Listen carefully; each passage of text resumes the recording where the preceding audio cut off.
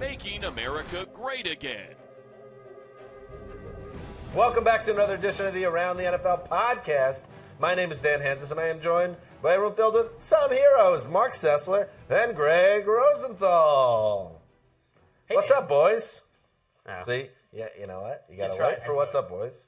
I know Wes isn't here today, and you're sitting to my left, which is thrown off the whole chemistry and the balance here right now. I'm not one of those versatile players that can play any position. I'm going to be terrible today because of this. It is odd. you're I'm honest. so used to seeing Greg in the distance over in the corner, and now he's looking over my shoulder. So Are you feeling some pressure? no, I'm like you. I'm not versatile, and you can't move me around. And when other people move around, I start to crumble. So Listen, that's what makes us so great, our lack of versatility. Yes, this is the Sunday recap show, our flagship show of the regular season, the Around the NFL podcast, where we're going to break down 14 games that we watched today. Right? Is that the right number? That is the right Nailed number. it. Big Sunday. Another home run. Mark, I wanted, before we get into anything, touch base with you. You know, we do the NFL Game Day Blitz on NFL Now every Sunday. You were bumped today. They rolled in Larry King and propped him up on the couch, and he spoke instead of you. Was this a career low point?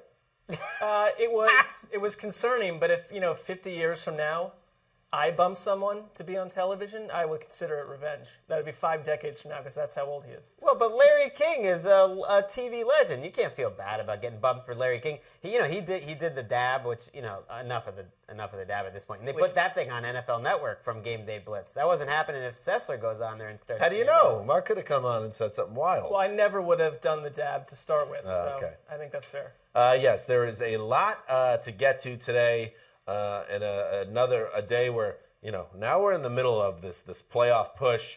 A lot of things going on right now. A lot of big injuries to talk about coming up. Steelers, Bengals. We're going to talk about, and the injury that could change the AFC. We're going to have 2 phoners, to use a little industry lingo.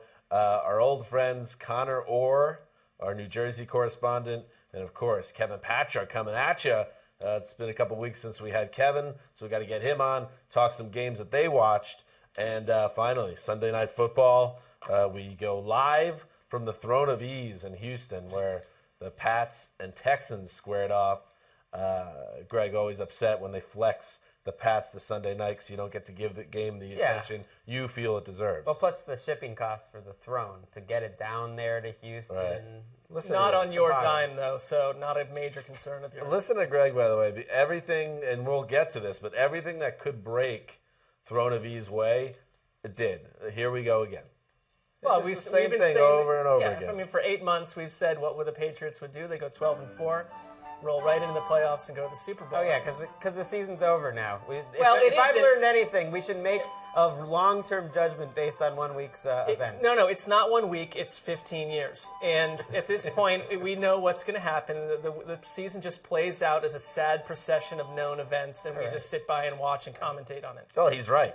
Save it for the Patriots. And of course, before we get to the first game, this is our Sunday show, which means you could watch this on YouTube. Oh, yeah. Or NFL Now. But of course, you could also listen to it. You probably are right now. If you're hearing, that would make sense. You could comment Logic on YouTube. checks out. Maybe some smarter comments on the old YouTube. Let's not ask too much.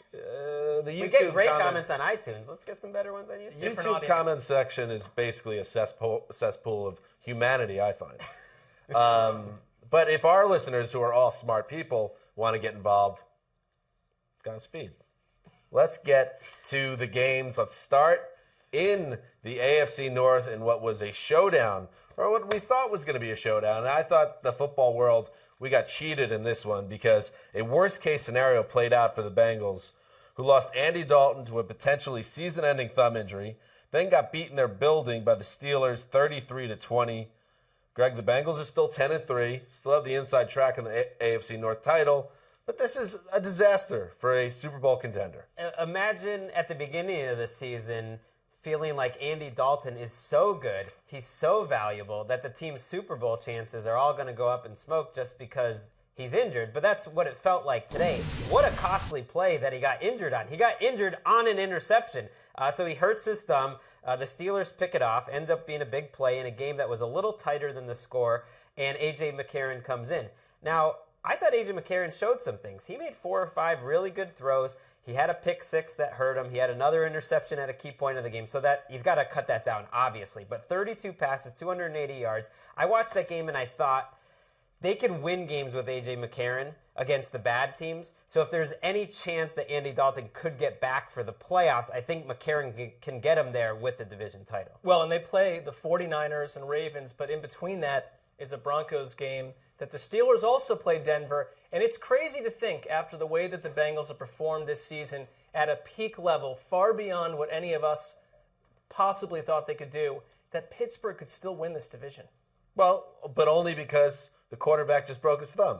I mean, it's the worst possible luck for the Bengals, and a franchise that deserves better. They've had bad luck for years upon years. And for this to happen, I don't know. It's just like, Wes talks about how this season has been a real bummer with all these injuries, and this is just another one. Dalton was going to be one of the really fun subplots, and maybe he comes back. Who knows? But he was going to be one of the really fun subplots of January. Now there's a good chance that that's just not going to happen. I totally agree. I think this is the best Bengals team since the 80s, without a doubt. Maybe even better than that second Bengals team that made the Super Bowl in terms of a complete game. And you saw it today. Because even though they were down early, they were down 7-0 when Dalton threw that interception. It ends up being 13-0. This didn't look like two uneven teams, even with McCarron on the field. The Bengals had more total yards than the Steelers in this game. They moved the ball up and down. The defense did a pretty good job against Pittsburgh, who only had 350 yards. They've been lighting it up. D'Angelo Williams held for 76 yards. They kept plays in front of him. But the Steelers made all the big plays when they needed to. I'm not trying to say the Steelers were held in check. When they got a turnover, they converted it quickly. They had a comfortable lead, and I think they played it a little safer maybe because McCarron was in the game. Yeah, I mean, we see no evidence of Pittsburgh slowing down on offense at all. Despite losing Le'Veon Bell, D'Angelo Williams has stepped right in. Their passing game is insane. With Cincy, did they have to change the scheme or the playbook with McCarron in there? Well, they were trailing by 2 scores most of it. They couldn't really run the ball. They ran 16 times for 64 yards. They fell behind so quickly because Ben Roethlisberger was aggressive. I mean, to me, one of the key plays of the game is 3rd and 1 on the first drive, and he goes down the field 31 yards. That just sets the tone. He hits another 3rd and 10 later that drive. The Steelers gave up some chunk plays to the Bengals. I don't think they changed what they did because McCarron was aggressive. I mean, he hit a bomb to A.J. Green. He had a couple nice 20, 25-yard throws up the seams. He didn't look that bad. I watched that and thought, well, maybe they have a chance. He's certainly confident. He referenced himself potentially as stepping in the way that Tom Brady did back in that Super Bowl I saw year. That's going to be a thing where he gets heat for that, but I don't think that's fair. Well, no, he didn't mean it as in a bragging way. No, that's how he's going to get buried. He's going to get buried for Right. that, though. No, I think what he was saying was, I'm better than Tom Brady. I'm going to win the Super Bowl. I'm A.J. McCarron. Have you seen my wife? I'd be confident too. Have you seen my tattoos? My absurd chest tattoos. I'm looking forward this week to the hot takes. Like, well, this guy's got the tattoos, not like a franchise quarterback. Like Colin Kaepernick took back in the day. I mean, this guy is not a true franchise Better quarterback. than Brock Osweiler's tattoo. Did the Steelers win the AFC North? No, because the Bengals are still 2 games up, and that's only with 3 to play. The Steelers still have to go win in Denver, or they got to win against Denver, rather, in Pittsburgh. So that's a tough game. The Bengals, all they have to do is beat the Ravens and the Browns, as you say, and they might just have to win one of those games. And I think, like I said, what we saw today, there was talent up and down this team on defense. I think they can do it against the bad teams. I like that you're all in on A.J. McCarron. No, I'm not all in. Carrying the water here. Well, he's all in on by the A.J. way. McCarron playing New England in the playoffs. I think he likes the idea of that. That sounds good. But Pittsburgh has a chance now to win the division, and it's just getting harder and harder to imagine them not making a wild card. But that next game against the Broncos is tough. Then they lost Tyler Eifert to a concussion as well, so we don't know what's going on. A lot of bad news in Cincinnati. It sucks. It's terrible. It's especially for a fan base that were they on the fan rankings? Yes. Oh, Of absolutely. course they were. Number 4. I mean, and this is another if this plays out, and there are some reports that Dalton won't return. That's not been confirmed by our guys, and we think that's up in the air right now. If he doesn't play again this season, I mean, that goes down as one of the more painful things to happen in this. Remember, the last time they had a great team was 2005 when Carson Palmer blew out his knee Very in much the so, first very drive of a playoff game against the Steelers. When these two teams play, remember last year, Le'Veon Bell and A.J. Green got injured the second time that the Steelers and Bengals play, and neither one of them ended up playing in the playoffs because of that. There's just some bad voodoo. Moving on, elsewhere in the AFC, Khalil Mack. Ladies and gentlemen, Khalil Mack had a superstar coming out party in Denver. He piled up 5 sacks of Brock Osweiler in the Raiders' upset 15-12 win over the Broncos. Mack put the clown suit on poor Michael Schofield, tying a team record for sacks in one game. Howie Long was the previous guy. The Broncos, meanwhile, they may have just kicked away home field advantage in the playoffs. Stunning turn of events in this game, and the thing that was the craziest about it, a lot of crazy things in this game, and Mack was a game wrecker, which was really interesting to see. He now leads the NFL in sacks, or at least that game ended. He had 14, putting him ahead of Watt. Was that this was the total yardage at halftime was 224 yards for the Broncos, -12. What? For the Raiders at the half. That's got to be the only time all year that a team had negative yardage at the half. That's outrageous. And the difference was the Broncos kept kicking field goals in the first half, got 4 field goals from Brandon McManus. So it was 12-0. The Raiders get back into the game with a touchdown on the first drive of the third quarter. And then it becomes kind of a rock fight. Eventually, the Raiders recover a fumble on a muffed punt by Emmanuel Sanders. They score the go-ahead touchdown, go up 15-12. They trade missed field goals, and that's it. That's all she wrote. Mack did the rest. Give it to Gregg, because Gregg predicted this win last week. I don't think this is if necessarily only Gregg was still in the prediction business. If only so, but I don't know. Headlines from the future, that counts. Is What's this that? how you would have... I'm not sure this is how you would have said it would play out, though. Where No, I was going to say they'll get outgained by a couple hundred yards. It'll be the craziest game you'll ever see, and that's how they win. I mean, from what little I saw of this Denver game, they could not... C.J. Anderson not on the field. They could not run the ball. And if you're Brock Osweiler, I don't blame the game on Brock Osweiler when you were getting zero protection, but you can't put it all on him when you can't run the ball if you're Gary Kubiak in that offense. No, but he missed. They all had a part in it. Demaryius Thomas had one of the worst games by a superstar receiver all season. Since he had one 2 weeks ago. That's true, too. He had a couple drops. He had a fumble in the game. He had a drop that killed a fourth quarter drive. He really struggled. Brock Osweiler also had a wide-open touchdown at one point, I believe, at the end of the first half. Missed that throw. They had a lot of unforced errors. And then you think back to last week against San Diego when they only scored 10 points on offense. And you really kind of think about this Brock Osweiler run. And they've run the ball better, but that's kind of stopped now, that at least did today against the Raiders.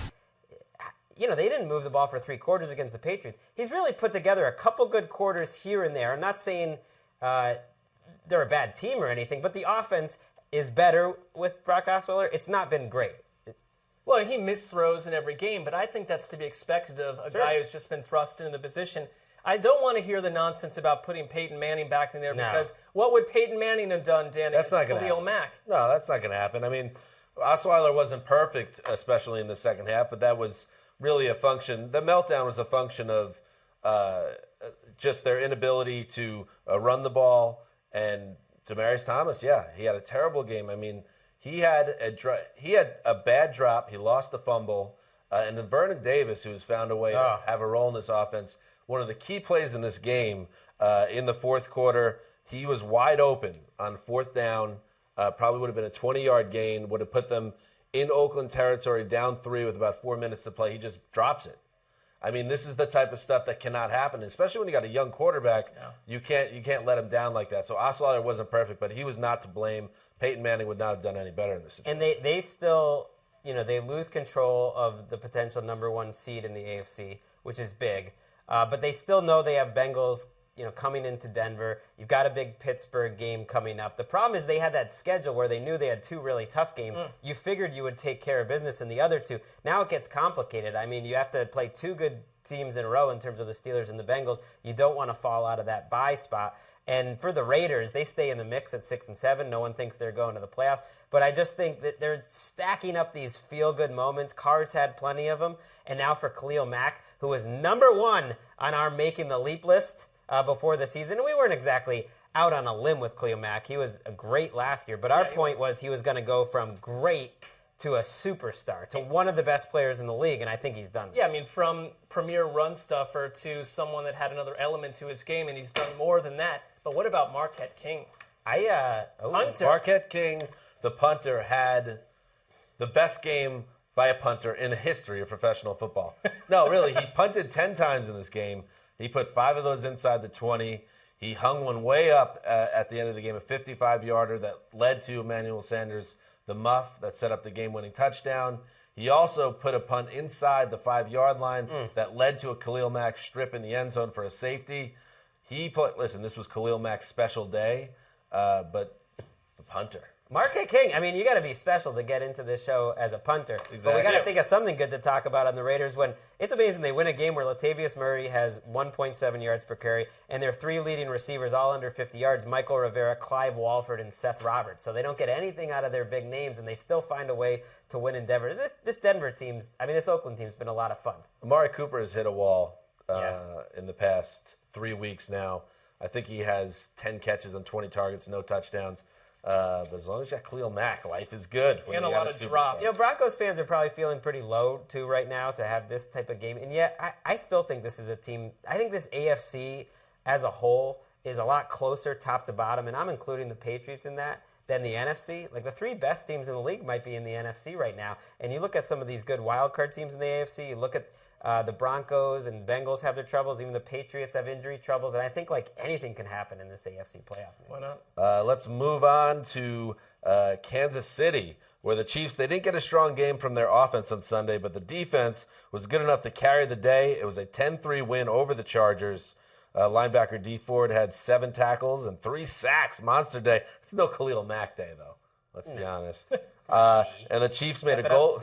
The Chiefs made a goal line stand in the final seconds. 7 straight wins. They're 8-5, and they hold one of the wild card spots. The Chiefs. Listen, this is one I'm watching as a Jets fan. You were disappointed. Yeah, hoping the Chargers can steal it at the end. They almost did, and I get a feeling. Greg, you and I talked about this downstairs. If they punch it in, and they nearly did on the last play of the game, I think they go for 2 there. Just get out of there, get out of town with an 11-10 win, and all of a sudden the Chiefs are in trouble in the AFC. Well, you got to convert those 2 points, and there's not a lot of reason to believe that Melvin Gordon is going to run that ball, and he had 35 yards on 14 carries. And this is the 3rd time now in 4 weeks that Phillip Rivers and his team has only scored 3 points. And that offensive line has killed them. But you guys pick on my QB index sometime. It's time to start moving Phillip Rivers down the list a little bit. Well, and it's whether it's his fault or not. I mean, he's throwing the ball to his 2 tight ends and Danny Woodhead at this point. There's not a lot of vertical elements to that offense. And there's just, if you're Phillip Rivers, he played the game with the flu. He did the best he could. But you thought that you brought in the next LaDainian Tomlinson or a real game-changing running back. That's not been the case. It's weird to see what's happened with San Diego over the last 2 years. Mike McCoy looked like a guy on the rise as coach. Now I got to wonder if he even keeps his job. Probably doesn't. I think this is a reminder.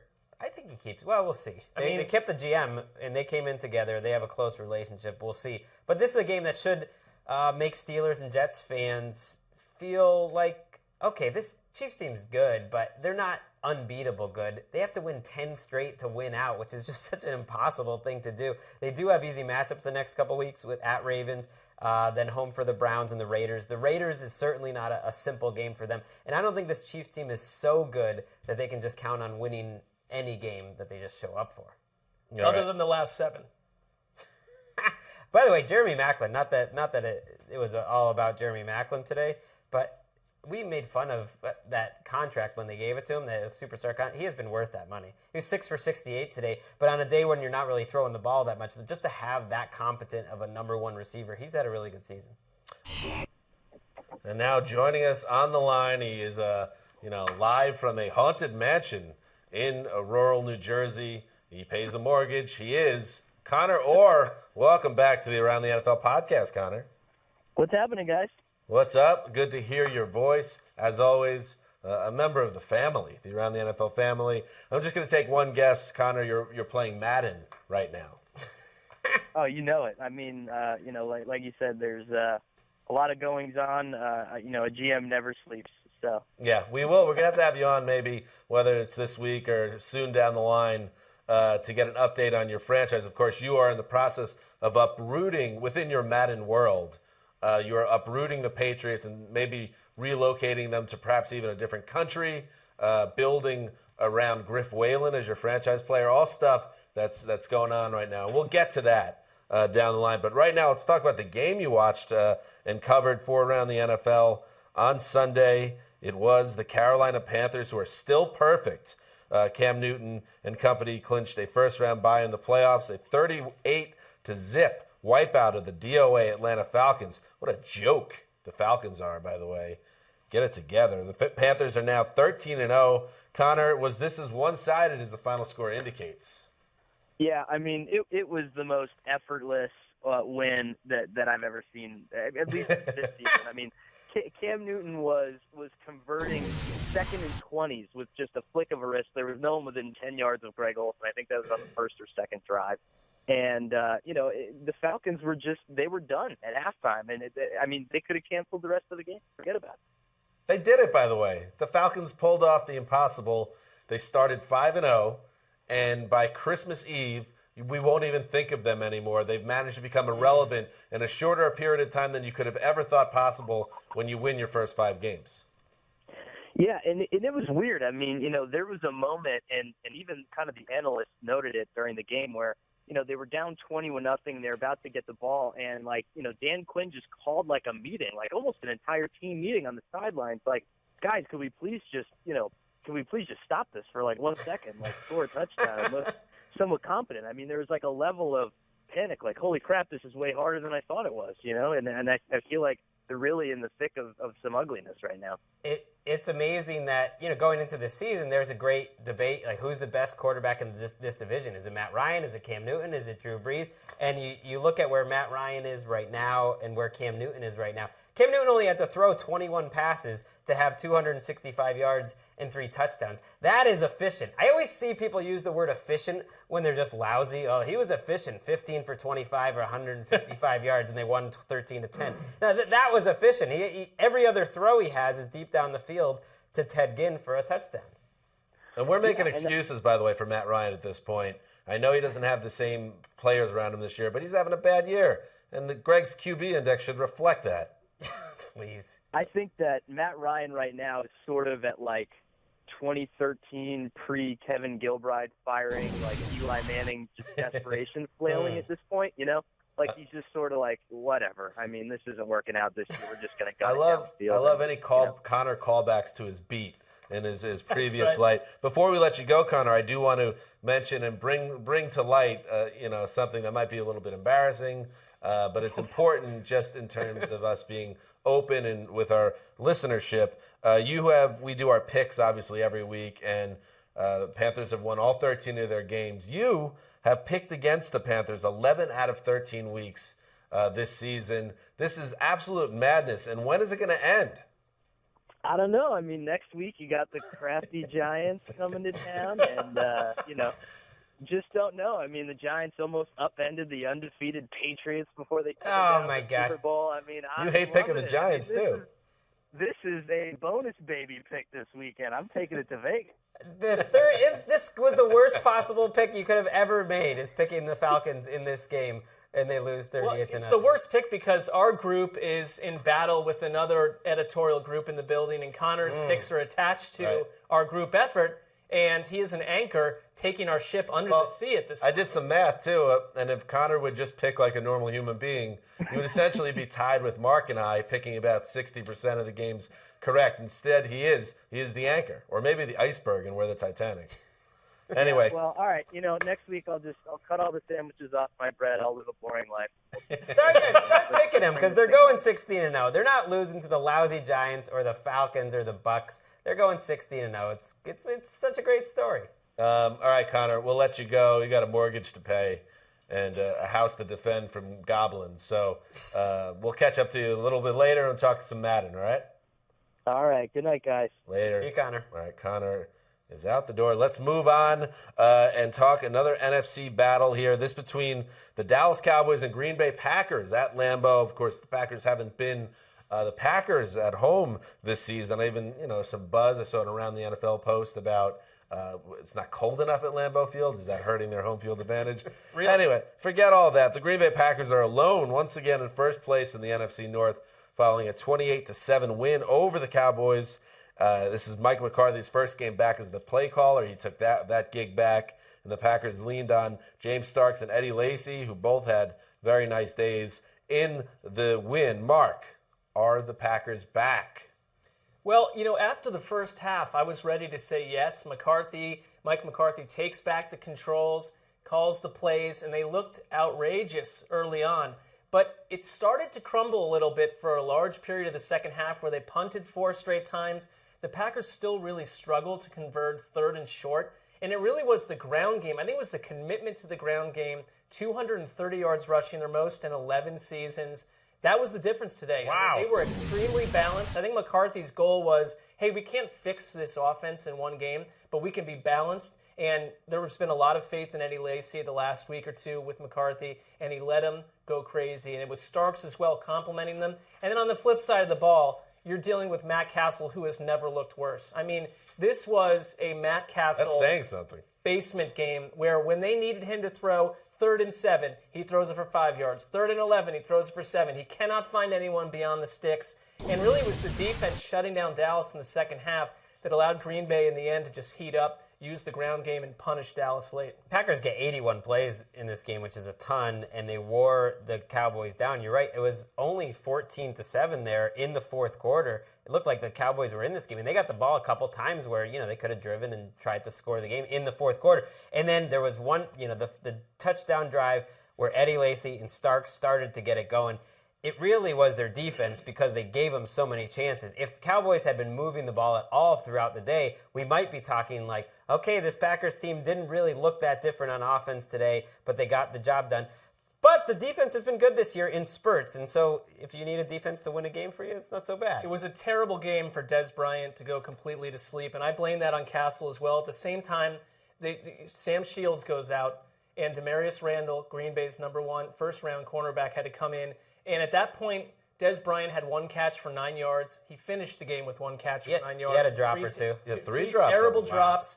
And it's not all. I don't think Dez is out there. He's not fully healthy. We know that. But it is a Matt Castle issue. And Dallas you're being too hard on Matt Castle, by the way. Did you watch this game? No, I'm saying you're taking a Cowboys offense that does not have a running game, has Jason Witten who's running around like a mummy at this point. He can't move anymore. Dez Bryant clearly isn't right. They don't really have a second receiver to lean on. This offense isn't that good. So asking Matt Castle to raise them beyond mediocrity is asking a lot. Well, hold on. Wait, let me just finish. What were they doing when Tony Romo was playing? Not much. Nothing when Brandon Weeden was playing. It might not be beyond the quarterback. What I will say is they did get a running game today. I mean, for Darren 3 McFadden, plays. it wasn't a lot, but Darren McFadden put them down at the goal line with true. a chance to score, and Castle throws an end zone pick that went off Dez's hands. That was the biggest play of the game. I know who Matt Castle is. It's not a shock that he's up and down each game, but this is a quarterback that looked as dysfunctional as Brandon Weeden ever did. And that was the whole point. Oh, but he gives us a solid veteran presence. Well, the same thing the Bills said. And he's just not that player. Yeah, he's not anymore. 1/3 of Ryan Fitzpatrick. Well, he's also 35 or 36 years old. He has no arm power. Maybe like players like Tom Brady don't age that much, but it's like he's been in the league a long time. You're right. It's time to get rid of Matt Castle. But Matt Castle was just supposed to get them to Tony Romo. The fact that he's had to come back in is just almost asking a lot. It's just cruel. And at least, well, I like all the Castle sympathy in here. I just think that he is not helping. He's not good. I mean, he's not good. That's all. To bury a guy that's not good for not being good, we already knew this. Well, here's the thing: we don't have to talk about him anymore. I know he's on NFL Network as a supporting actor against the Jets this week, but they're 4-9. So NFL Network producers, you can stop talking about the Cowboys. You can stop jamming them into every discussion. They're no longer in the NFC East. We got the Packers. They're a real team, and they're in this game, and they're looking like the most they're looking like an NFC North type of champion. Did we jam Dallas into NFL Network shows? Oh, yeah. Are you kidding me? He's like, let's talk about them. Let's send our reporters there. Single-handedly dooming his career one word at a time right now. All right, let's move on to Russell Wilson. Man, he is continuing a dominant run of play right now. He threw 5 touchdown passes against a decimated Ravens team, let's be honest, but still, end of the day, 35-7 win for the Seahawks. They're suddenly 8-5, looking very much like the Seahawks that have dominated football for the past 2 years. Mark, is there anyone on the planet playing football better than Russell Wilson. You know, you're beating up on Matt Castle. Now I'll let you talk about a good quarterback. Thank you. Well, it's much more enjoyable to talk about Russell Wilson. I mean, we just talked with Conor about the way that Cam Newton sort of effortlessly is at the top of his game. I feel the same way about Wilson, and it didn't just start this week. He's on a 4-game run with 16 touchdowns, 0 picks. And it comes down to what he's doing play-by-play. There was an early touchdown pass to Tyler Lockett that was just beautiful. A read, surveys the field, throws a beautiful pass. Something that, some people wonder if Russell Wilson a year ago, 2 years ago, is capable of that kind of development. We're seeing it. The one big thing for me, because, listen, they blew the Ravens out today. There was no question 2 quarters in he was going to win this thing. But Thomas Rawls goes out with a season-ending ankle injury. That's and, terrible. Even in one quarter, it was in the first drive for them that he had 44 yards, looked like he was on his way to another monster game on the ground. And now you're maybe waiting for Lynch to get back before the playoffs. No guarantee of that. Dwan Harris and Fred Jackson on the ground looked absolutely miserable. So you've got to reorganize that part of your offense, and that's a big loss for them no matter how well Wilson's playing. It's amazing to me how well Tyler Lockett is playing. Tyler Lockett Looks great. is now one of the only 2 players in NFL history as rookies to have 5 receiving touchdowns, a kick return TD, and a punt return TD. And his receiving skills are no joke. They have been coming up in the last 4 weeks, and we've been waiting for them to develop a young, vertical type of receiver. And they now have one. They have it. And Dan will like this. I won't go to town on Jimmy Clausen because he actually, this game is not on him. They did what they could. But they're so depleted that when they announced their offensive lineup, which I don't know why they went with offense before the game, and the last guy, the fire's burning and all the flags are waving, it's supposed to be the guy that you center your entire organization. It's Marshall Yonda. And he proceeds to help block for he's a the team only that rushed for 2 yards in the first quarter. They have nobody left. He's the only good player on the team. They've got no one left. And we saw a graphic, if you're watching on YouTube, Doug Baldwin and Tyler Lockett, 2 of the top fantasy scorers, which is amazing. They're going to have to be more of a pass-first team. I know Marshawn Lynch will come back at some point, but you can't count on him to just carry the load. And in the meantime, you got to win some games. It's going to be all Russell Wilson. Meanwhile, I was looking at the box score during the game here, and I feel like this is very fitting. If you look right now, Seattle, it's got all their stats on the website, and it just says no Baltimore passing, no Baltimore rushing. Well, there's it doesn't matter. They're not humans. They're not, Buck Allen. Use the NFL.com stats. Well, it generates from the same place. Keep it. Okay. Keep it under the table. All right. I won't tell anyone. Anything else on this game, guys? Seattle's in that 5 seed now. Yeah. So they don't really have to worry about other teams. They still have to go to Arizona. But if they go to the NFC East winner, which is how it would set up Yikes. now, I mean... Oh, I love it. Forget about What it. a great way to get rid of the NFC East from our lives is for the Seahawks to go into the Meadowlands or the Link or Landover and just absolutely drop a bomb. And whether it's Arizona or Carolina, that is the last team you want coming in on divisional Absolutely weekend. not. With Especially the head of steam. if you do have that NFC East game and maybe you don't have Marshawn Lynch, but you give him another week to get healthy, because that is the issue for me. They want to be a run first team and they can't right now. Moving on, the New York Jets. There you go, boys. Taking care of business at the Meadowlands on Sunday. They jumped out to a 27-0 halftime lead and cruised to a 30-8 win over the listless Tennessee Titans. I'll tell you something about the Titans. You want to talk about a team that sucked this room in? We thought that they had turned the corner. They thought, they got the quarterback and they have some frisky pieces around. This team stinks. And they didn't even look like they wanted to be there by the second quarter of this game. Guys making business decisions on tackles. It seemed to be some loafing, from my opinion, from my vantage point. And I think that, listen, is there any way to fire an interim coach? No, you don't do it. You just go through the season and you negative. Start over. Enjoy your Jets Start victory. over. I'm getting there. But the Jets, they did what they needed to do. And this is why I'm starting to get excited. And this is why, again, Greg, you were wrong with Ryan Fitzpatrick. I hope to see this rectified in the QB index this week. There's nothing wrong about it. He's playing well. He has, in the last 3 games, he's got 9 touchdowns, no interceptions, passer rating over 100. This was supposed to be the time of the season that Ryan Fitzpatrick came down to earth in the past, where he starts playing poor and sinks his team. But it's the actual opposite, where he's been up and down this season with some highs and lows. He's played really smart, good football. He's on pace to throw for over 4,000 yards, more than 30 touchdowns. And in Brandon Marshall and Eric Decker, you have, and you can make the argument, obviously, that Pittsburgh probably has a better 1-2 punch, but there aren't many that are better than Decker and Marshall right now. They both had touchdowns again in this game, and they're both on pace for 1,000 yards. Well, Marshall's already over. He's on pace for almost 1,500. Double-digit touchdowns. That's a real 1-2 punch. When Chris Ivory's right, this offense is good. It's a top 10 offense. Let me ask you something, because I think we can look at the Jets now and say that they've done enough they'll be there in the final week in the contention for the playoffs. Hopefully. Right? Well, it's a tough situation. You got the Steelers and the Chiefs. They'll get to the final week. You got the Cowboys, Patriots, and Bills left on your schedule. They can win 2 of those because the Bills feel like a lost team to me on some level. But do you see them as a team that can actually do some damage in the playoffs?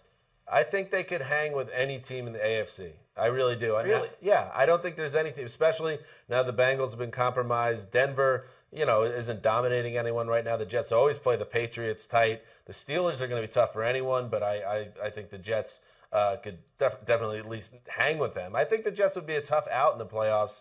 I think they're dangerous if they get there, but the path is still hard. Chris Ivory's playing well. You mentioned Fitzpatrick. I think you talk about being too hard on someone. I don't think Chris Ivory really ever looked that different this season. I really think it was a string of games where the offensive line wasn't playing as well, and they played some better teams, and he's been running with a lot of juice. You're right. Fitzpatrick was coming off, I think, his best game of the year against the Giants. They really dominated that game, and I think we're unlucky that they were down in it. And the Jets are a complete team. I mean, you mentioned Decker and Marshall. They have more touchdowns than any Jets receiving tandem in Jets history. I mean, it's a nice team, and they're 8-5. In most years, 10 or 11 wins, that's going to get you right in. But you mentioned it with the Chiefs, and we'll talk about them coming. I mean, we talked about them already. And then the Steelers, they might have to win out to get in, which is very difficult. That's asking a lot, especially when you have the Patriots on your schedule. And I think, even though you're right, Mark, about the Bills being a team that's deeply inconsistent, knowing Rex, he'll have them pumped up in Orchard Park in Week 17 if it's a win and go home for the Jets scenario. So I think that could be a tough game, too. So the Jets have a very tough road. It would have been really nice if the Chargers could have knocked off the Chiefs today. It did not happen. But listen, what else can I ask for? Our first 3-game winning streak since 2011. They're 8-5. It's a team that was 4-12 last year. No one gave them a shot. You did. You said top 10 team. They're going to win 10 games. I thought they had the pieces, and it's worked out, but not in the way I thought it would. I never thought this was going to be a team with a good offense. Like, this is a good offense. Chan Gailey, they have that new Coordinator of the Year award. He's got to be in the mix. Well, and he's got to be. I think he has max. I mean, they have some talent, but he's doing a great job. Yeah, and I mean, you look at Ivory and Marshall and Fitzpatrick. These guys hadn't played together last year at one point, so they're coming together at the right time. And the last 6 quarters for Fitzpatrick have been outrageous. The end of that Giants game, out of his mind. He deserves a lot of credit. Yeah. Pay the man. I'm not talking about Hanzus, although you should pay Hanzus. Pay me as well. Pay Sessler. Pay me, but pay Muhammad Wilkerson too. Big Mo, 3 sacks. He has 12 on the year, just 1/2 sack shy of an old Jet whose name I'm blanking on, Sean Ellis, who had 12.5 in 2003. So he's starting to get into some hallowed territory in Jets history. Pay him. Get it done. The Revis contract could hurt them, though, with this stuff. As good as Sheldon Richardson and, expected Leonard Williams, they were kind of the new exciting guys. I mean, he's the best player on that defensive line. He's a beast. Wilkerson. He's a beast. He's the best player on the defense. But Ryan Fitzpatrick is the team MVP, Greg, and that's why. I'd give it to Marshall. A top 10 offense quarterback. You got to put him higher in your QB index. Let's go Jets rest of the podcast. We'll have 35 minutes. Just keep it. I like that. Don't worry, Mark. We'll get to your Browns. I'm not asking to get to the. You know what? You can. Number one, we're happy for you, Dan. You don't have to have this streak of aggression about the Jets. We're actually feeling good for you. We like the Jets. I don't think you are feeling good for me, Mark. You really don't? No, I don't. I actually texted Dan 2 days ago to say how great I thought they played against the Giants when I sat down and watched. I think the Browns, and we'll get to the Browns, them winning puts you in a better headspace when it comes to the Jets doing well. Winning means nothing for you. I'm actually genuinely happy for my friend, but it's going to take weeks for the ice to melt around Dan on this one. All right, here we go. Moving on. The Jacksonville Jaguars have never scored 50 points in the regular season. At least until Sunday. Blake Bortles threw 3 touchdowns, and the Jaguars scored a touchdown in every second-half possession, a 51-16 win over the Colts. A 50-burger. the Colts get dropped on them. 40 burger in the second half alone. Absolutely. Jacksonville actually trailed at halftime in this game, and they were getting booed by the home crowd at Everbank Field, which is a weird place. Then they outscored the Colts 42-3 in the last 2 quarters. The Jaguars alive, still with a pulse. The Colts stink. They have a pulse. I mean, they're 1 game out right now. If they had just won that game against Indianapolis the first time around, which I covered, so I remember it well, where they lost by 3 and a million things went against them, and it was the first time we saw Matt Hasselbeck, they would be in first in this division. Instead, they're 1 game back, and if nothing else, they have some identity. And part of the identity is they're one of the worst defenses in the league. But the other part of the identity is they're fun to watch, and Allen Robinson and Blake Bortles, and they can put up points in a hurry. 39 points last week, 51 this week. Yeah, and we've seen spurts of this with Jacksonville, and it's not consistent, and that's the issue.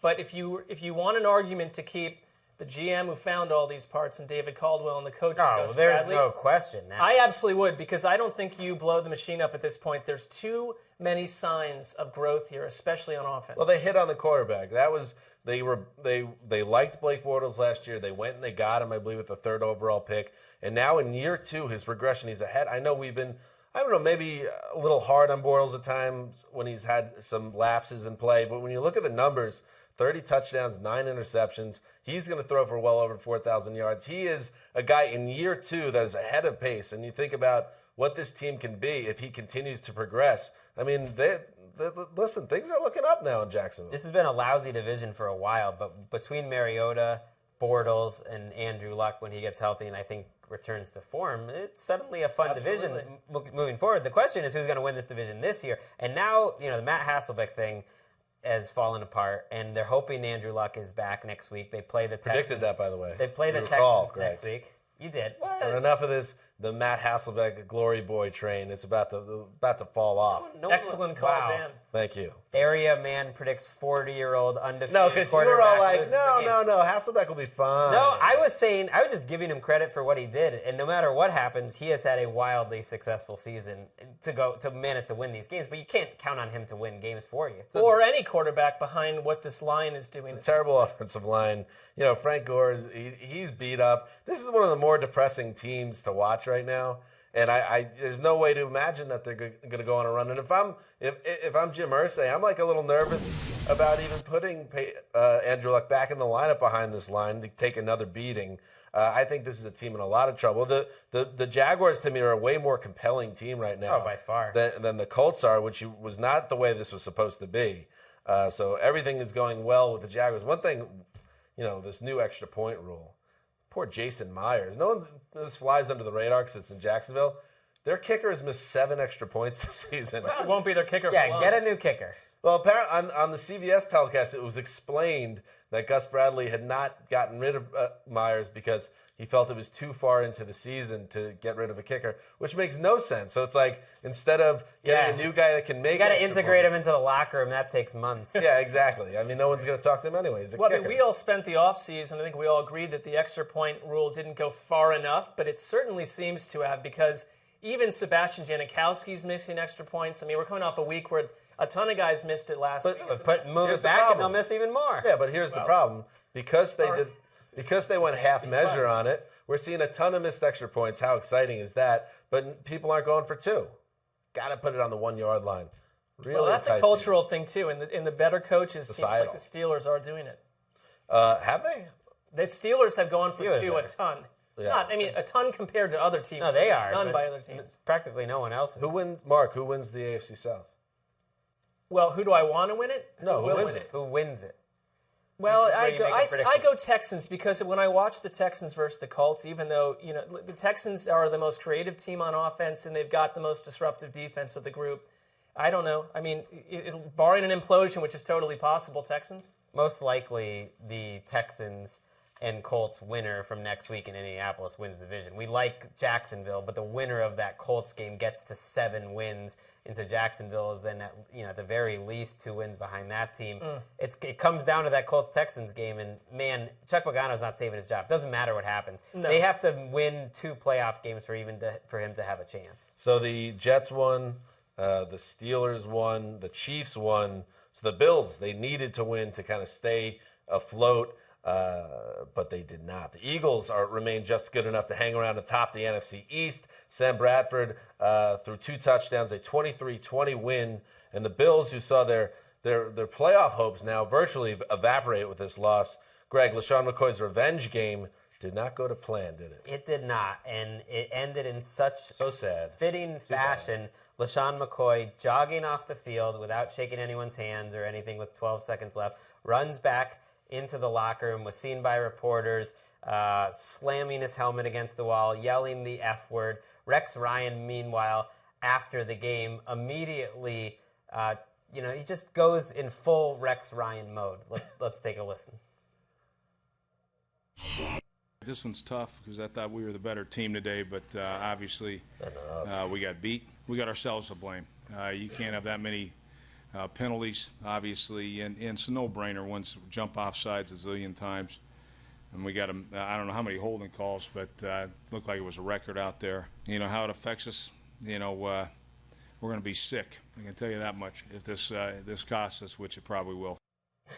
I almost thought of the Jets press conference where he said that they were out of it. Like, he was almost trying to do that again. Well, if this hurts us, like, it probably will. Like, he was almost trying to get that going again. And just for him to say that they're the better team after another one of these tough losses, it's just too much. I don't miss this, Rex Ryan.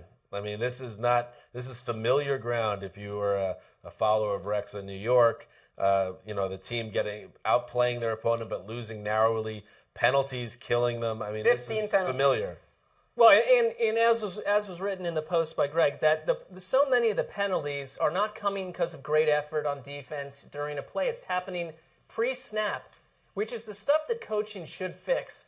And this has been the most consistent thing about an inconsistent team, is hurting themselves game after game. If you even had them as an average team when it came to flags, I think they have 2 more wins at this point.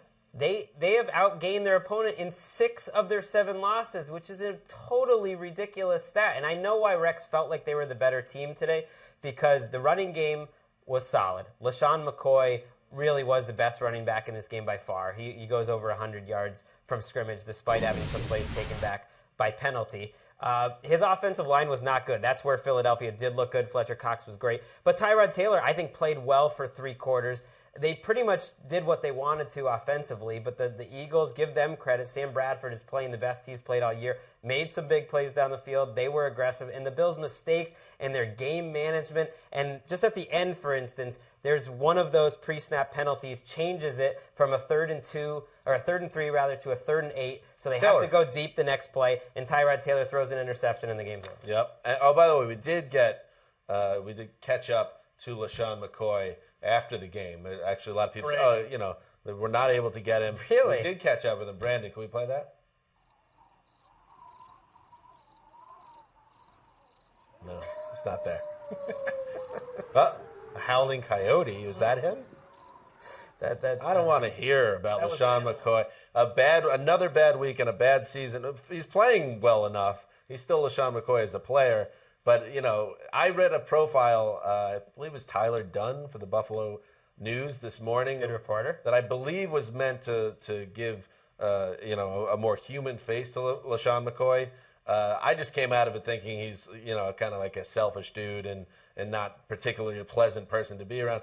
And what he did today, it's just not a good look. It's like, come on, grow up, not to pound on the point, but part of the problem is Rex Ryan, who players like him because he doesn't, prevent them from talking and creating bulletin board material. But a perfect week when this is season on the line to not have your running back mouth off 7 days in a row before the game. And maybe it has no matter on it. But the fact that this became about one guy versus the entire Buffalo Bills is not good. It's not a good look for Rex Ryan. I don't care what anyone says. So they're 2 back in the wild card of 3 teams, which means they are out of it. But the Eagles are right in it now at 6-7, tied atop the NFC East. We'll see if the Giants tie them on Monday night. But Sam Bradford, if nothing else, I think played probably his best game of the year. I mean, it wasn't perfect, and there's an interception.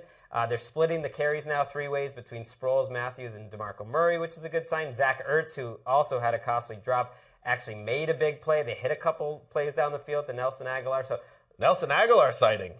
I don't think they're a good team, but they're at least looking a little more like an 8-8 type of team that might sneak away with this division. We'll see. All right. Next up, let's move on. Let's get another friend of ours on the phone. He's based out of Chicago. It's amazing that he's even time to watch games because his body is a temple, and he works to make it that way. He is Kevin Patra coming at ya. What's going on, fellas? What's up, buddy? How's everything going? Oh, it's going great. The one time a month I get to hear your voice, Dan, it just makes my day. Well, we're doing you a favor here because we could have you on to talk about your Lions, but instead we're going to give you the game of the day, the Redskins. Okay, maybe it wasn't the game of the day, but there were a lot of ups and downs in this Redskins-Bears game. What was your big takeaways? Well, by the way, what is Greg doing the setup? I don't know. I started talking and did it. Here's the set because we got to know what the score was. We have a system here, Greg. People have a whole thing at home you can see. You move to the left, and it doesn't mean it changes the show. I started talking, and then I was going to ask him a question. We're just having conversations. Yeah, I think that Dan's role as the host typically lays these up, but Greg is my boss, so Greg, whatever you need to do to get your point across, I side with. Robbie Gould missed a potential game-tying field goal in the final minutes. The difference in a 24-21 loss for the Bears to the Redskins, who are back in the mix in the NFC, right in the middle of things, with everyone else losing at all times in the NFC East. Go ahead. Sorry, Patra. No worries. I thought it was really a perfect ending to it, the missed field goal, because it kind of looked like Greg said, it was back and forth. At one point, Washington was up 14-0. They had two separate 14-point leads, and then Chicago came back. And I just thought the main takeaway for me was that Jordan Reed was unstoppable. He was absolute beast. No Bears linebackers could stick with him out of his touches, open all day, and when he got into the secondary, he was running over defensive backs. It was really an impressive performance. He had 120 yards and a touchdown, and he should have had 2 touchdowns. He didn't drop a ball. He had nine touches on 9 targets. It was just phenomenal. He's the reason they won that game. The rest of it was typical Redskins, like 15-play drive to open the game. They had a bunch of 3-and-outs in the middle of the game, and they had a long drive to start the second half where they scored a touchdown. But in the middle, it was just long drives, short passes from Kirk Cousins, and then they had bogged down. Jordan Reed was the only consistent factor in the game. This is the Jordan Reed, by the way, that was on our Making the Leap list last year. I think everyone saw his ability to be this guy. So for him to turn into this player, that's certainly somebody you could build around in Washington. And they have a road win. This is the first time they've done it all year. I know there was some luck at the end that both went the Redskins' way. You have Gould missing the kick for the second straight week. I mean, the Bears could have a winning record possibly if Gould had hit these kicks. Instead, they're 5-8. And then you had another play that was deflected up in the air on a Cousins pass, and the Redskins catch it for a big play. But sometimes you need some breaks, and they just needed to win, 1 or 2 of these road games. And I really think now that Redskins-Eagles game is the one to watch to kind of decide that division. Kevin, do you like watching NFC East football teams? Absolutely not. How about the Bears? You're like the Bears beat writer right now. Yeah, the Bears are kind of a really boring team to watch, frankly. Their big plays mainly come on Alshon Jeffrey Heaves from Jay Cutler, which was today when somehow the Redskins forgot to cover him for 50 yards. But for the Bears, their offense was pretty non-existent. Matt Forte and Langford couldn't really get going. The Redskins' D-front was dominant. They dominated the offensive line of the Bears all game. Cutler was under immense pressure. He had to scramble a lot, and he was just playing sandlot ball and was just chuck it up and hope. Was pretty much their offense for most of it. Kirk Cousins led him back in the game with one of the worst picks ever early in the second half, and that's what got the Bears right back in the game. If it wasn't for that pick at the 20-yard line that he should never have thrown, the Redskins should have walked away with it just because their front played better on both sides of the ball. Before we let you go, Mr. Patra, and thank you for an accurate summation of that game, I just want to know where you were exactly when Aaron Rodgers connected on that Hail Mary. Not because I'm, reveling in it, but I'm curious, one of the more crushing losses in Lions history. Where were you? Tell us. I was sitting on my couch. What was your reaction? I had 6 a.m. I had to work at 6 a.m. the next day. My reaction was, of course that happened. Of course it happened. Of course, after the face mask, you knew it was going to happen. Come on, it's the Lions. Everybody knew. I was actually not too upset about it because it means the end of Jim Caldwell. So I was worried about they might stick with him if he had a huge hot streak. So I'm glad.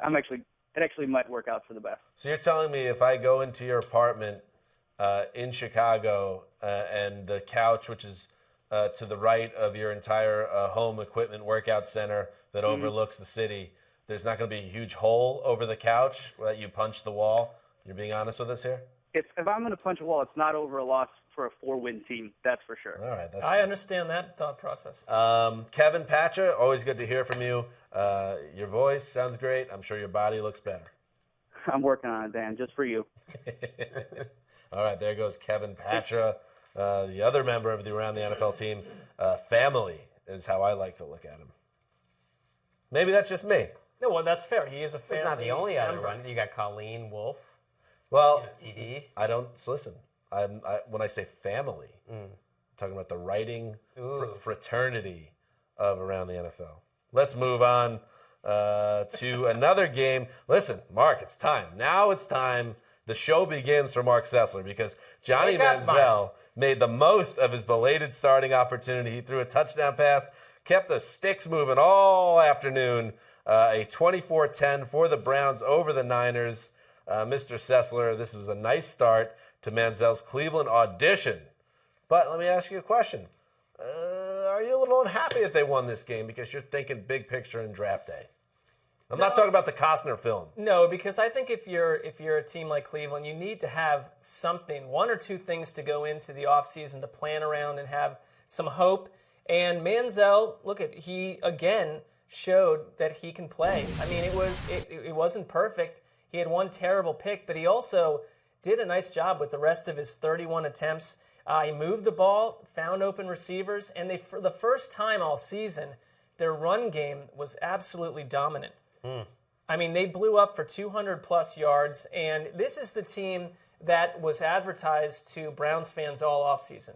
And I think it actually only puts more weight and pressure on Pettine because finally, with Manziel back out there, you have to go back to his last win against the Titans in Week 2, that they've gone through this, parade with all these other quarterbacks, and the argument was, why not just put Manziel out there earlier? And you have to wonder if you've wasted 2 months of his development because he's still making mistakes and that he probably would have gotten over if he had played all these games. That's partly his fault. I mean, it's partly his fault. It's partly his fault, but it's just the way they went into the season, and he burned their trust early in the offseason. I look at it like this is almost a lost year. That maybe in this last month, you asked me, do I want to see this happening? If you're in Cleveland and you're rooting for this team to grow, yes, you want to see a quarterback develop no matter where you are, because forget the draft. They've been getting high first round picks for a decade plus, and it's changed nothing. Well, he also had the benefit of the run game and the defense that they haven't had all year, and the benefit of playing the team that's ranked dead last in Football Outsiders metrics. It's Browns and 49ers were the two teams at the bottom, and the Browns were dominant in this game. But I agree. I don't think you lose the development necessarily. If he steps up and has a good month, that's going to make a big difference in how they look at the offseason. So it can't just be this 1 week. We'll see the next 3 weeks. Yeah, and I think it'll be telling to find out when Cleveland plays Seattle next week where they really are, because they punished Blaine Gabbert. 9 sacks. This is a team that only had 17 sacks coming into the year. So I don't want to say it was fluky, but it was just that Gregg is right, they were playing a terrible basement-feeding team. And so Cleveland, you're better than the Niners potentially. I don't know where that leaves you ultimately. Oh, man, we're looking at the upcoming schedule. It might leave you with 3 tough games here. At Seahawks, at Chiefs versus Steelers. It doesn't get any tougher than that for the Browns, so they have their work cut out. There's not a win there, I don't think. Blaine Gabbert, by the way, when you get sacked 9 times, you wonder if if he's going to get jittery in the pocket and maybe and we'll start seeing that Jacksonville Jaguars Blaine, because that's a tough beating to take in a game. You're right. I mean, in the reports going in couldn't have been worse for the Browns, because Ian Rappaport noted that, and listen, this has not been a secret for a long time, but the coaching staff and the front office are at odds. They don't like the players the front office pick. The front office doesn't think the players are being coached well. So it seems as though changes, and maybe deep cutting changes, are imminent once again. I think we'll find out more about that this week. All right. Anything else, Mark? Not really. All right, well then let's move on. Drew Brees threw a pair of touchdown passes to Marquise Colston. Marquise Colston, welcome back to relevance. And the New Orleans Saints stopped a 4-game losing streak, a 24-17 win over the Bucs. Greg, just when we were starting to buy in on Tampa as a team that could be a sneaky playoff group here, they lay an egg against the Saints, probably blow up their season. Yeah, it's disappointing because they're going to be on Thursday Night Football this week against the Rams, and we were enjoying this Bucs team as a relevant squad and gave that game a little relevance. And in reality, the Vikings are now 2 games up on this Bucs team. They're in the 6th spot, and it's hard to imagine anything but the current 6 combination of teams in the NFC but making the playoffs. I mean, you just have to figure the Vikings and the Packers are getting in, and really the NFC East is the one thing up for grabs. And you can't be too surprised. The Bucs haven't been dominant throughout this streak that they end up splitting the season series with even division rival. Even the games that they're winning, these are games where they're just pulling them out. They're either like the best bad team or the worst good team. They're Exactly. they're that in that place. But that's fine. For this year, if they can win 7 games and Winston makes progress, this is a good year for them. It's a great year just because of Jameis Winston. Yeah, I mean, people had Tampa earmarked going right back for another number 1 pick, and there was very little to hang your hat on, and everyone thought maybe Lovie Smith could be out of there, if not end of the year before that even. And so I think forget the playoffs. You're not going to go make a big run in the NFC, even if you snuck in as the number 6 team probably, but you've got a lot to build around, and what can a bad team ask for more than that? You know what's interesting, too, on the other side? Drew Brees is having kind of a weird season where there are weeks when he looks like old Drew Brees, and then there's weeks when he looks like old Drew Brees. And I think that he's going to be somebody on a Saints team that's rebuilding, and you think maybe something can happen or he ends up somewhere else. It's hard to, let's say, we'll use the Browns as an example. If you're the Browns, are you going to make a hard play for Drew Brees and think he's still going to be Drew Brees? Well, how about he's this? shown it at times, including today. It's a great question. How about a hard play for the combination of Sean Payton and Drew Brees? Right. Because Brees is one of the highest paid quarterbacks in the league, and if Sean Payton's not going to be there next year, then you start to worry how good is Drew Brees going to be.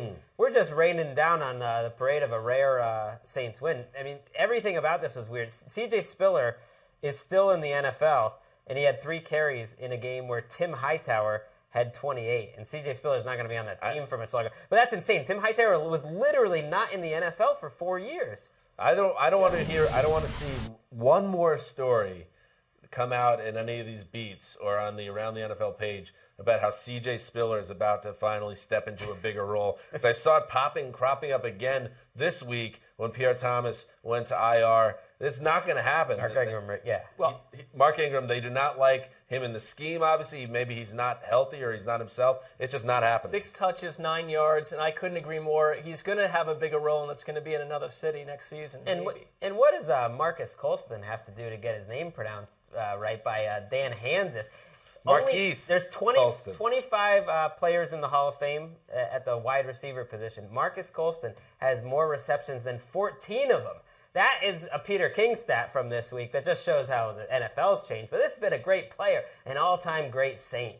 Well, has he done it in an unremarkable fashion, then, to the average non-Saints-focused football follower? He's kind of a blocking. Marquez Marquez Colston. I'll side with Dan on that one. This is probably his last season with the Saints. On the subject of names, Gary Barnes held no touchdown. Oh, we didn't even remember that. Quid's in, mate. Quid's in. He got his wish. That's it, man. Scavenger hunt coming up all over town. It's mega, man. It's mega. Oh, yeah, we're going to the booze to celebrate. Johnny, come with... No, Johnny, you stay home, bro. Stay home, mate. Not good for you to come with. Gary Quid's in Barnage. He's going out, man. I mean, you leave us speechless with these Gary Barnage narratives. Gary's just got such a good feel of the lexicon. I'm Quid's in, mate. I'm getting legless at the boozer. Where are you getting these? Johnny Manziel, you don't come. It's dangerous, Johnny. I get a lot of tweets. So a lot of people like it in the UK. Some people find it offensive, which I find interesting. I don't find that shocking. I apologize to those that find it offensive. I will never stop. Just keeping it real over here. Yes, you are. Finally, Todd Gurley's slump is over. All right. The rookie ran for 140 yards, scored 2 touchdowns, both in the second half. And the Rams snapped a long losing streak, 5 games, with a 21-7 win over the Lions on Sunday. Mark, I assume the Lions remain in a vegetative state after what happened last Thursday night. It's hard to win with limited brain activity, I would think. Yeah, I mean, that's a fair comment. And, it's hard to comment on this game because it's two teams going nowhere this season. And if anything, maybe the most hopeful aspect was after Frank Signetti was, as you said, turning his badge and his gun, the Rams offense a little bit more dynamic. I don't want to, actually, that's not the right word, but maybe a little bit less DOA, a little bit less of a corpse this week. Well, they went over 300 yards, but it was in the Jeff Fisher dream fashion. 203 on the ground, 140 were from Todd Gurley, who broke it open. And this is just what Jeff Fisher's dream. This is what he thought this team could be, which is take a lead with the run and kind of just stifle the other team. But it's a dreadful 5-8 team. Frank Signetti, yes, he turned in his badge and his gun. But as we hinted at last week, doesn't mean he's no longer fighting crime. I'll leave it at that. Well, I think you're right. We don't need to say another word about that. Or this game. That's it. Why don't we talk about a little Sunday Night Football action? Yes, Sunday Night Football in Houston. The New England Patriots are going back to the playoffs, Greg. Congratulations. 7th straight playoff berth. They move into the AFC's top spot, the number 1 seed, because everyone else that they needed to lose lost. And then they took care of business 27-6. A largely forgettable Sunday night game for Chris and Al and the team over at NBC. But doesn't matter to Bill Belichick because he got what he wanted and a little banged up, Greg. Patra a little banged up, but Brady connected with Gronk on a touchdown. Gronk looked healthy. This team is all of a sudden, after some hand-wringing over the last couple of weeks, exactly where they need to be. They are, and they have a defense that's playing exceptionally well. And you mentioned the injuries, which are a big concern. But I think the effective play of the defense is really my takeaway. First of all, just seeing Gronk back out there and looking like Gronk, even though he didn't play every snap, he looked good. That's a major plus. But this is the best defense I think they've had since 2004. I might have made that same statement last year. I think they're both true. This is a better defense that you can take all these injuries, and Jabal Sheard steps up, and Dominic Easley steps up, and then he gets hurt, and then Malcolm Brown, and Malcolm Butler, of course, is playing well, and they just keep coming at you in waves in the front 7, and they're not going to shut down a great offense like a Steelers, for instance, but when they play some of these bad teams, they can actually have a shutdown type of game, and that hasn't really been the case for the Patriots in a long time. I mean, everyone thought, J.J. Watt's going to come into this game, and what will he do to Tom Brady? It was the Patriots who had 6 sacks, another 4 hits on the quarterback, knocked Brian Hoyer out of this game. And then on top of it, you're the only team high up in the AFC standings right now with your quarterback still around. And of course, it must be said, in addition to both the Bengals and Steelers losing, J.J. Watt bust his hand 3 days before this game, was not effective. He had 3 tackles, no sacks, so he wasn't the same guy. But I will give credit, like you said, with the defense of the Patriots, which is very good. DeAndre Hopkins, no one's been able to stop him all year. 3 catches for 52 yards, and 40 of those came in garbage time. So they were able to shut down the most explosive football wide receiver in football this season and let the offense do the rest, and they didn't have to do much. Well, this combination of Logan Ryan and Devin McCourty, or whoever they want to put with Logan Ryan, Patrick Chung, they've been doing that each week, shutting down opposing number 1 receivers. That puts Logan Ryan in the Pro Football Focus rankings. He's a top 5 cornerback, which doesn't seem right to me. Part of the reason that is because they put McCourty behind him. Now, McCourty got hurt in this game. Easley, who's been playing well, got hurt in this game. LeGarrette Blount, who is the only decent running back they have left of what I think is probably their worst running game since about 2009, 2008. He got hurt in this game and left, so then you're just stuck with James White. They could have scored more points in this game if they have a running game. Jonathan Freeney gets hurt in this game, who's had to start lately. So it's a lot of injuries piling up. Let's look at what this game really was. It was New England's former offensive and defensive coordinator with Brian Hoyer, the backup quarterback. That's your team, going up against the master in Bill Belichick, Tom Brady. There's nothing that Houston could do here that isn't already completely known to the New England, and it showed tonight. Anybody, unless you're a Texans homer, anybody that picked against the Patriots in this game needs to get their head checked. Unfortunately, speaking of getting your head checked, Brian Hoyer suffered a possible concussion this game. T.J. Yates was back in the game near the end, so we'll see what that means for the Texans. And, they're now 6-7. which keeps them right. They're still in the mix. They get the Colts next week, so it could be T.J. Yates versus Hasselbeck for the AFC South title. Blow up if Andrew Luck doesn't come back and Hoyer is out.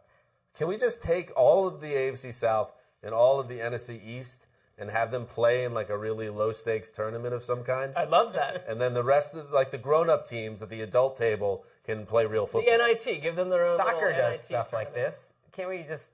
They have like other tournaments. They can relegate teams. I mean, the Texans had 7 first downs in this game. 7 first downs. Well, that might be the least of any team's had all year. Yeah, and we're 2 weeks away from talking about the Texans as this, dominant defense that's coming together. It goes to show you that there's only a couple teams in the NFL that you can count on week to week, and the Texans are not one of those teams at this point. Instead, they are vying for the title of the worst division in football if you're not the NFC East. What a competition. A sexy competition at many levels. I think Josh McDaniels had a really good game. I mean, this is a Patriots team that had been struggling a little bit on offense. It seemed like he just had the Texans' number. Everything that he was calling was looking good. Now we're getting into the Gregg, gushing. Yeah. Here comes coming into the room, floating a young cherub boy with angel wings. Oh, here's the harp. Here's the harp. Here's the hand, flutist. A big, long bushel of grapes that Gregg will have one grape after the next put into his mouth to be nourished. And it's grape season. All the timing is perfectly. Gregg's stuffing his face with grapes. Sessler asked me, like, oh, do you think you take too much grief for being a Patriots fan? And this whole little bit that you guys do, it's saying is like, your team is so amazing, the only thing we can come up with is to make fun of how good they are. Greg, you have it easy. That sounds like a compliment. Gregg is likable as ever right now. I really enjoy the way you're taking that. Yes, we're jealous of what you have.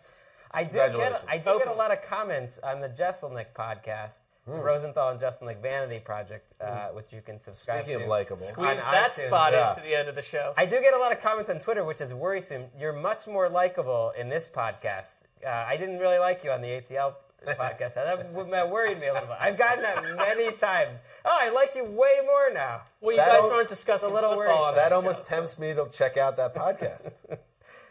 I haven't gotten around to it yet. If it could pull that off, they must be doing it. I've listened to them, and I think that you guys, you enjoy each other's company, so maybe you find him more likable than the rest of the cast here. Oh, Anthony's my best friend. He's a superstar in the comedy world. We get along so well. I think it's because he knows about his college atmosphere, and then everyone learns about what Gregg did in college. That's a fair point. That's true, too. So that might be why he's a little more Brandon, likable. stay out of this. This clearly was not a great Sunday night football game, but... So it's better to keep it mysterious to the listeners, Brandon. That is a podcast that exists. That's my plug. That's all I need. It's on once a week, right? I don't need it from you. Yeah. It's heavily edited. That's true. That's the way to prop up your boss, Dan. Yeah. How many Stitchers, by the way? Well, the Stitcher. Well, where's our We don't have any either. Well, we won Crystal one. Rich's, on our mantle in the East Coast, somewhere outside of Philadelphia. That's the last thing. Blowing the lid off that one. Sessler, let it know. Yeah, where were you on the Awful Announcing Top 10 list? Your podcast. I'm glad that this podcast, the flagship program of NFL.com and the podcast empire, was on the list. Answer, real quick. Favorite podcast at NFL.com? This is my favorite podcast. Okay. Stop it. That was a test. That was a test. A late night grilling, if you will. Yes. All right. That is, that's the Sunday night game, and that is the recap of all the Sunday action. We will be back on Tuesday. I believe our good friend Connie Fox will be with us as well, Colleen Wolfe, and we will recap the final game of Week 14, which is, Greg? Giants-Dolphins. Giants-Dolphins. Ooh, that's a good one. Oh, poor Jay Gruden or John Gruden. We'll look ahead to Week 15. Lucky Jay Gruden, because he's 6-7 and in first place because he's with lousy teams like the Giants. Well, that's very fair. But until then, this is Dan Hanzus signing off. For Quiet Storm, the boss, Brandon behind the glass. Till Tuesday.